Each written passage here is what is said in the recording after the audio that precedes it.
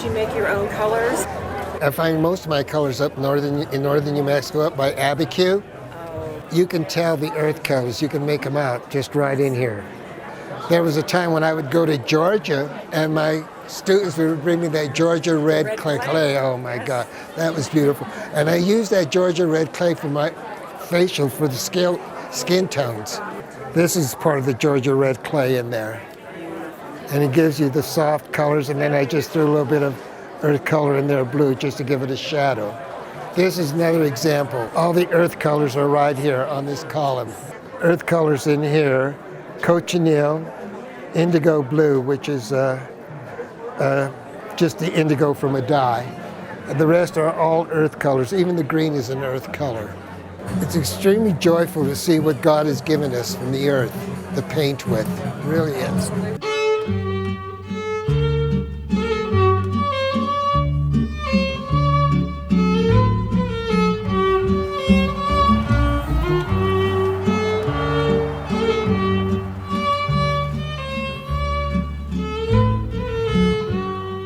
You see all the different colors there, the whites, the reds, and even a little bit of orange.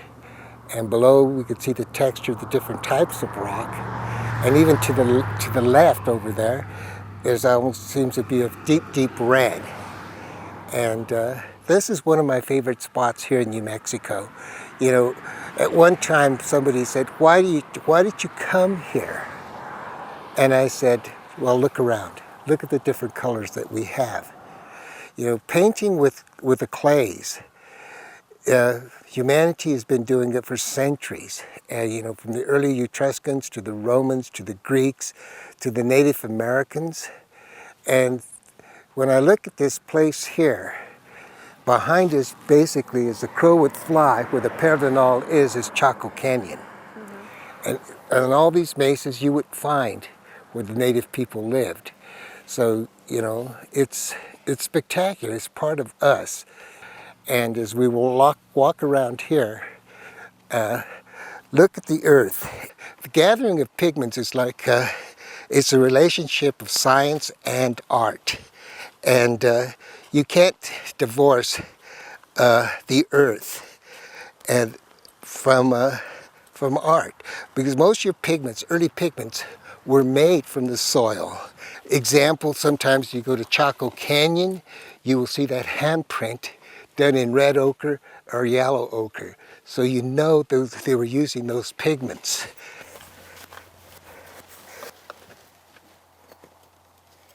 Okay, we have a rock here. Notice how red it is. We break it up with this little sledgehammer.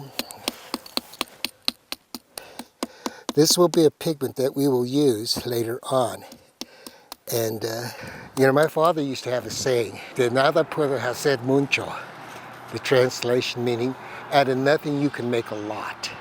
And this is an example. You know, God has given us our art store, nature. The reason that I do this with students like you is that it's inevitable that I'm going to be gone someday. But if you would see this and begin to use it and say, I remember when Juanito showed me how to do this, to gathering the pigments. And the tradition lives on. And that's important. Oh, look right here. Another color. It'll work. See how I was giving you that color there? You want to gather some of this in your container? Just take the top layer. Don't dig. If you dig down like this, it gets real sandy. But if you hit it like that, then you can get, you go ahead and try and see. And you just go in other areas, you know, don't go in the same area. You just want that top layer. Oh, that's good. A little bit more. Okay. This here is more than enough that you'll need. This will probably last you a long time. And to me, I'm still learning the process of gathering soils and rocks to make pigments from them. As I look right there, we see that white. You know, we could mix it all together, grind it down and see what colors we come up with. And that's the fun part. Ariana, do you see the colors in here? Yeah. And Kind of turquoisey. and almost. So when you see a different color, blues, that means that the minerals have broken down and giving you that color within the soil. And see, we're going to take a little bit more of this because you're going to have some pigments that I want you to experiment when you go back to Albuquerque. Ariana, you ready? Yeah. Go to the studio, make some paints? Go make some paint. This is the soil that you gathered up by Ghost Wrench. Let's start off with this one. Pour it into the pestle, and then you'll grind it down. Okay. Okay, how much of it? All of it. All of it? Sure. Okay. Okay. After all, it was dirt cheap. And you get this, and I want you to start grinding that down. Just keep doing it. More? Yeah, just pretend you're angry at somebody. Your sibling. Okay, that's good. What I want you to do is hold this little strainer here like that and pour a little bit of dirt in there.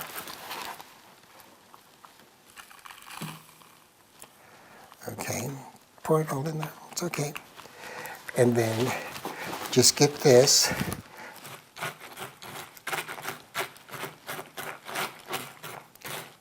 Okay, that's fine. That's enough there. Okay. You're going to need a binder for this, so it will adhere to this board. This is going to be your color sample, Okay. just like I've done with this one here. See, I have my color sample here. It becomes your chart. Right. It becomes like your computer. Okay, so this is going to be your binder. We can do one with Castilian soap. Okay. And what you do is you just use the cheese cutter and just go like that and get it into this water. Okay. All right.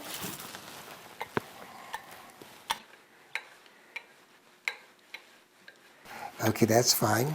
Okay, so what you'll do is you can get this at Whole Foods, the Castilian soap, and so if we do this, okay, we'll shake it up just like that, and then use that spoon and put some soap in there. This will be your binder. How much do you put out? A couple of spoonfuls like that. Go ahead. Okay, I have a question. Go ahead. Does the type of binder you use change the color? It might. It's okay. That's more than enough. Okay. Okay. Then the next thing that we do is we'll just get this brush and you just stir it around. And that's what you do. You experiment to see what's going to work best for you. Notice how it's changing the whole texture. Yeah. A couple more spoonfuls, and okay. Look at that. Mm-hmm. That is the stuff that you gathered today. Okay. So get your brush and you go with one stroke across. Okay.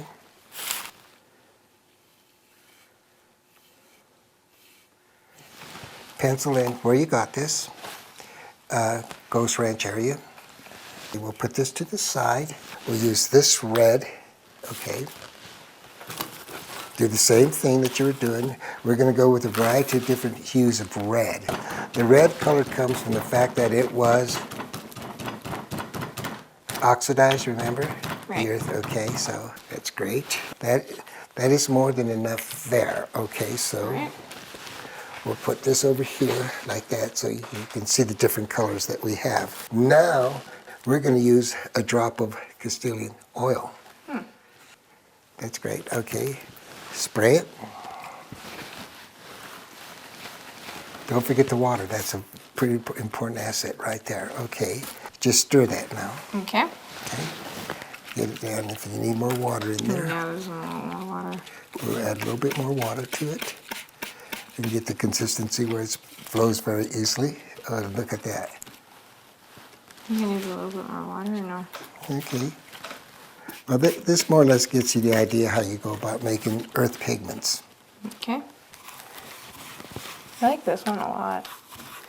Oh, look at that. Okay. This one's really nice. That's nice. Let's see how You're this going to one love goes. this one, believe me. Georgia red clay dirt. So we have that there. That's Okay. more than enough. Do the same thing. Just to give you an idea that geographically, Yeah. there are different colors of red. This is probably one of my favorite colors. Okay. You think chili's bad when you get chili on your white shirt? This is even worse. Because it's, okay, we have that there. Mm-hmm. You're gonna love this color. You're gonna see it, it's gonna come alive. Okay, good. Let's do this. A little bit of water. We'll use a little bit of oil. Okay. Is that good? A little bit more. I like using this because it's already done, Right. and not only that, it's very inexpensive. It's better than gum arabic. I've used gum arabic gum before, and I don't get that consistency that I want. I think it needs more water. And with the soap, I don't. I'll help you with that. Okay. I don't get that consistency that I want.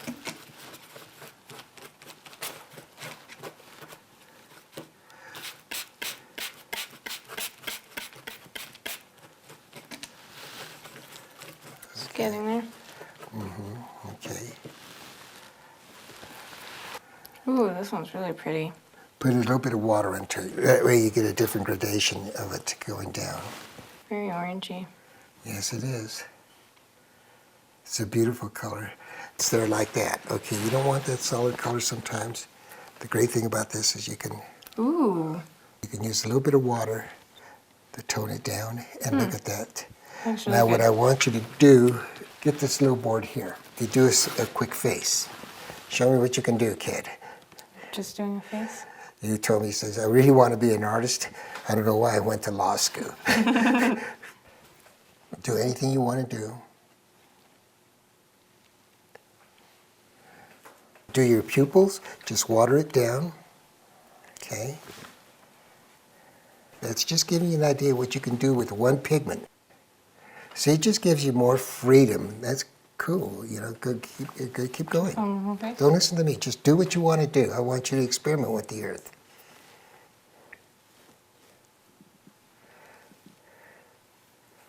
Just getting a little sad there. And also, rather than just having a white face, you're doing a monochromatic. You can really water this down to give them the flesh color. Really light, just a light wash. And see, like you're doing right there? Like that? Yeah, just like that.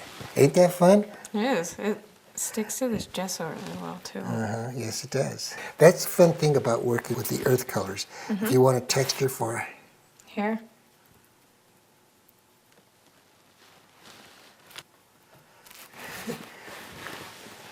So the fun thing about it is you're experimenting.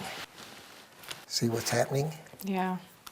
Rather than just making a pigment, I want you to experiment with it to see what you can do. You know, and leave that there like that, and just bring that side there, and you can throw another color in there, like he's got a little tie on or something with a bow tie.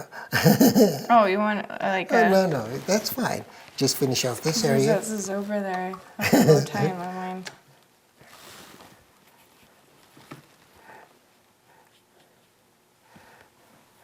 Yeah, the texture of it really changes everything. It changes the whole thing. Oh, wow, look at that. You have a masterpiece there. You have a Modigliani.